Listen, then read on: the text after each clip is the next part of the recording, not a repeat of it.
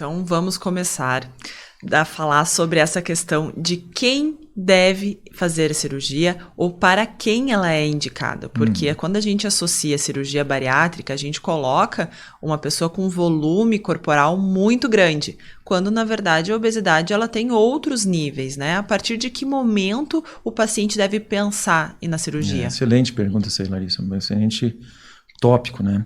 Porque eu acho que a televisão, existe um programa, né, muito conhecido, né, dos quilos mortais. Acho que muitas pessoas, pelo menos pacientes que me procuram, falam muito. E a gente tem essa ideia que a cirurgia é para quem tem quilos mortais, e na verdade não é. Às vezes uma pessoa que visualmente não é tão obesa, ela já pode se beneficiar, né? Então qual é o critério técnico que a gente usa, né? É aquela pessoa que tem, por exemplo, numa forma muito grosseira, em torno de 40, 45 quilos a mais, mas a gente faz um cálculo, índice de massa corporal, tá? O peso dividido pelo quadrado da altura, quer dizer, altura vezes altura. E aí tem uns estágios assim, né? Então, por exemplo, quem tem 35 de índice de massa corporal, tá? E tem essas doenças associadas, a gente pode oferecer a cirurgia para ajudar ela a controlar a doença dela, as doenças todas dela. Quando né? o senhor fala doenças associadas, por exemplo, hipertensão, diabetes? Isso mesmo, essas aí, tá? Comorbidades, que são associadas à diabetes. Ou aqueles que têm índice de massa acima de 40, né? Aí não precisa nem ter essas doenças associadas, que já se pode oferecer a cirurgia. Nessas duas situações, são aqueles pacientes que já estão tentando há pelo menos 2 anos com tratamentos clínicos e que não tenham tido sucesso. Tá?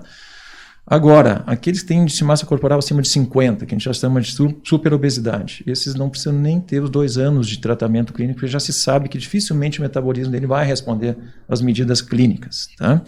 Então, isso, claro, a gente vai pesar o paciente, vai medir, fazer esses critérios todos, discutir caso a caso com cada paciente. Mas de uma forma bem geral, pessoas, por exemplo, assim, eu costumo brincar com os pacientes às vezes nas palestras que eu dou para eles, né? Vocês imaginam que, por exemplo, uma pessoa de 79 quilos poderia ser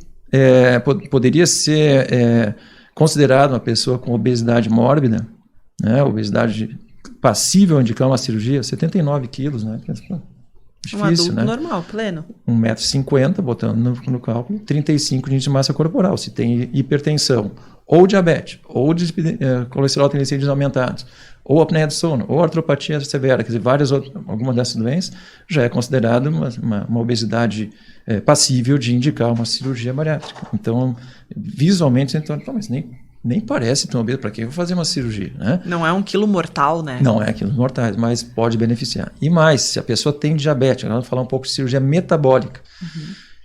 Com o tempo, se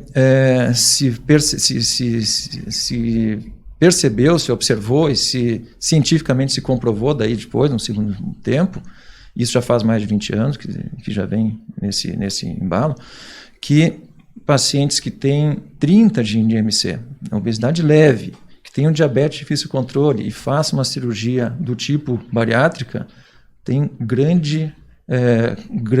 uma resposta muito boa para controlar seu diabetes. Então isso já, agora faz mais ou menos 2 anos e meio já, oficializado na lei, está em lei, né, no nosso país, que acima de IMC acima de 30, quer dizer, obesidade leve, diabetes difícil controle, se pode também oferecer uma cirurgia desse tipo para ajudar o paciente a controlar a sua diabetes.